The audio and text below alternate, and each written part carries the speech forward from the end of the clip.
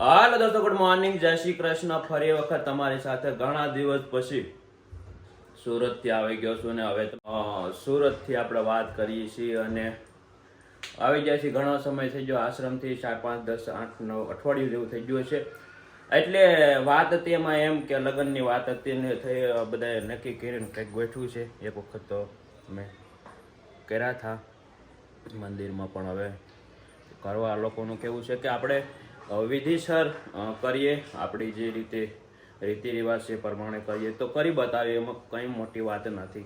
તો આવતી 28 તારીખના લગ્ન છે ને તમારે બધાને પહોંચી જવાનું છે. સુરતથી વાત કરતા હોય તો ઠીક, અને બીજે બહાર દેશ વિદેશથી બધા વિડીયો જોતા હોય તો એને પણ પહોંચવાની કોશિશ કરવાની છે. તાત્કાલિક પ્લાન કરીને આવી જજો એટલે કાંઈ વાંધો નહીં. અને આને લઈ જવાની છે. હા, તારા એ તો લગ્ન છે કા? એ તો ભૂલાય. લગન છે દોસ્તો, મારા લગન 28 તારીખે છે, તો તમારે બધાને જરૂર આવવાનું છે.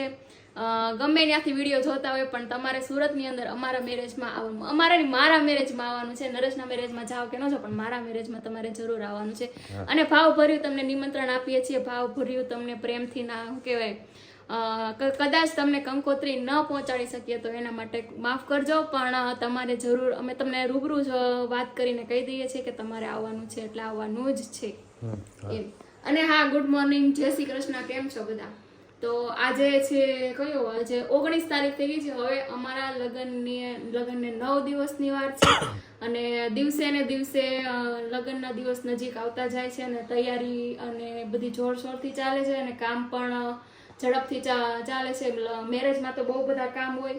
હા, હંજવારી પોતાના. હા, હંજવારી. તો આ તારણ બાપાએ લઈ દીધો બેડ અને આ કબાટ છે, તમે જોઈ શકો એ પ્રમાણે. તો આપણે લેવા દેવા વગરનો 2 વસ્તુ થઈ ગઈ છે ઘરમાં, એટલે મજા આવી ગઈ, કાંઈ વાંધો નહીં. બસ 2 જોતી હતી તો મળી ગઈ. તો હવે તમે કન્ટિન્યુ બ્લોગ જુઓ અને તમારા દરેક ગ્રુપમાં શેર કરો. આજે જવાનું છે દાલ બાટી કરવા માટે. કેવું? બાલ દાઢી કરાવવા માટે, હેર સેવિંગ. દાલ બાટી ની બાલ દાઢી માટે જવાના છીએ. અને હવે નીચે જાવ, જાગી ગયો છું, જો કે ઓલમોસ્ટ બધા કારખાને વયા જાય છે. હું જાઉં પછી ખબર પડે. નાઈ તો નેવરો થઈ ગયો.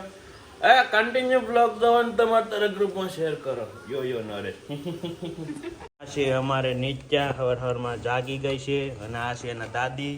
અને એને પગ લેપસો હતો તો પગમાં ઓપરેશન આવ્યું હતું, હરિયો નાખ્યો હતો, તો હવે હરિયો કાઢી નાખ્યો છે. ગુડ મોર્નિંગ, જય શ્રી કૃષ્ણ રતનબા. હે શું કરતા હે? શું કરો છો? જીરું એમ? હવે સારું થઈ ગયું એટલે હવે તો તમે કંઈક નું કંઈક કર્યા જ કરશો, ગોતા જ કરશો કામ ની. છોકરાના લગ્નનો હરખ તો હશે ને? ઠીક. હા જો, હા સાચી વાત છે. શું કહેશો સવારમાં કેવા ગીત ગાઓ? હે કેમ? જા કાઢ લે. બસ દાદી કીધા કે તો અહીંયા જો. હાલો નીચા. બે સાયકલમાં બેઠીને બેહાડી રાખવી પડે, નકર તો એક વાર હઈકની નથી રહેતી. ઓર દોસ્તો, અત્યારમાં આવી જશું હું સલૂનમાં, ઓમ ફેમિલી સલૂનની અંદર. આપણે જો પાણીની બોટલ લઈને તૈયાર જ છીએ. નરેશભાઈ આવ્યા છે, હા, એટલે વરાજા છે એટલે પાણી પાવું પડે. આજે ઉનાળો છે ને, હાસી વાત છે, કસ્ટિંગ આવે એટલા માટે ધ્યાન રાખવું પડે, બહુ ધ્યાન રાખવું પડે સાહેબ. જો આજે એ સ્પેશિયલ એને પ્રસંગ હતો, રજા હતી અને બંધ હતું તોય મેં ફોન કર્યો તો એ સ્પેશિયલ આજે મારા માટે ખોલ્યું છે. બાકી બધું એનું બંધ હતું તો અત્યારમાં વાગ્યા છે બપોરના 11. બંધ રાખવાનું હતું પણ તોય અમારે વિશાલભાઈ, અમારે મોટા ભાઈ વહી ગયા છે, એના પાછળ અમારે દુકાન બંધ રાખવાની હોય. પાછળ નરેશભાઈ ના લગ્ન છે એટલે અમારે ગમે એમ કરીને આવવું પડે ભાઈ, ટાઈમ નહીં જોવાનો. આવી જાવ. Thank you. તો આ દોસ્તો લોકોનો પ્રેમ છે કે જે આવી રીતે મતલબ એમ થઈ જાય કે નહીં ખરેખર ભાઈબંધ દોસ્તો આવો જો એમ. તો હવે આપણે ચાલુ કરતો તમારા માટે બહુ ગરમી થઈ ગઈ. તમને ગરમી તો થાય છે. ઓર દોસ્તો, અત્યારે વાગી જશે બપોરના 2 અને અમે એટલે હું એકલો જઈ રહ્યો છું હવે ઘરે, કેમ કે કામ હતું એ પતી ગયું છે.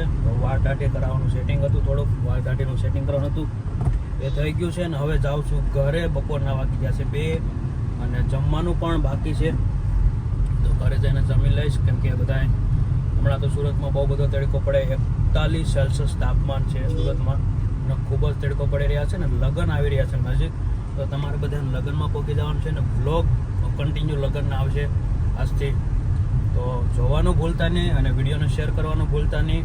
હવે આપણે ઘરે જઈએ, ગાડીનું પણ થોડુંક કામ હતું, કામ પણ પતાવી દીધું, ગાડીનું થોડું કામ હતું, ગાડીનું કામ પણ થોડુંક પતાવી દીધું અને હવે ઘરે જઈ થોડું ઘણું જમી અને પછી બપોર પછી જવાનું છે મામાના ઘરે, કેમ કે બધા લોકોને તેડું કરવા જવું પડે, અમારામાં તેડું કરવા જવું પડે, બધામાં તેડું કરવા જવું પડે, પણ જઈએ તો જઈએ, નકર ન પણ જઈએ, અમારું તો એવું કામ છે. તો તમે કન્ટિન્યુ બ્લોગમાં બી ના રહેજો ને તમારા દરેક ગ્રુપમાં શેર કરજો, બસ આવી રીતે પ્રેમ સપોર્ટ આપતા રહેજો. અને આશ્રમે અવારનવાર ફોનના માધ્યમથી વાત થતી હોય છે, લાલ દાદા ખૂબ જ મજામાં છે અને યાદ કરતા રહે છે મને. હવે એમ કે મેં તો કીધું મારા લગ્નમાં આવો તમે, પણ કે ના બાપા ના, માલે સુરત કેમ આવવું એમ, તો લાલ દાદા એમ કીધું મેં, હો બાપા એમ કીધું. પછી તો લાલ દાદા કદાચ લગ્નમાં આવે તો આવે, જો કે કેવરાવીશ બાલા તો આવશે એની જોડે, લઈ આવે તો ઠીક છે, નકર પછી પણ તમારે લગ્નનો વિડીયો જોવાનો છે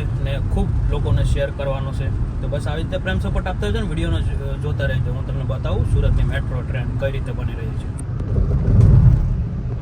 તો આ સુરતનો મેટ્રો છે, તમે જોઈ શકો હજી બની રહ્યો છે. આ છે સીમાડા જકાત નાકાવાળો બ્રિજ, જો આ છે અમારું સુરત, ખૂબસૂરત સુરત.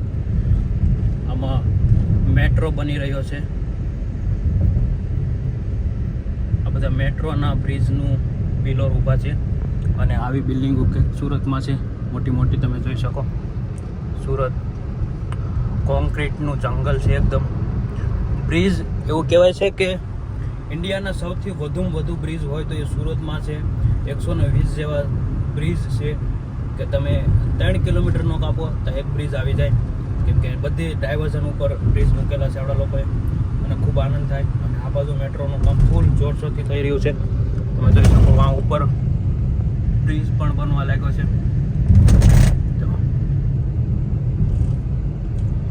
તો હવે આની પર મેટ્રો દોડશે.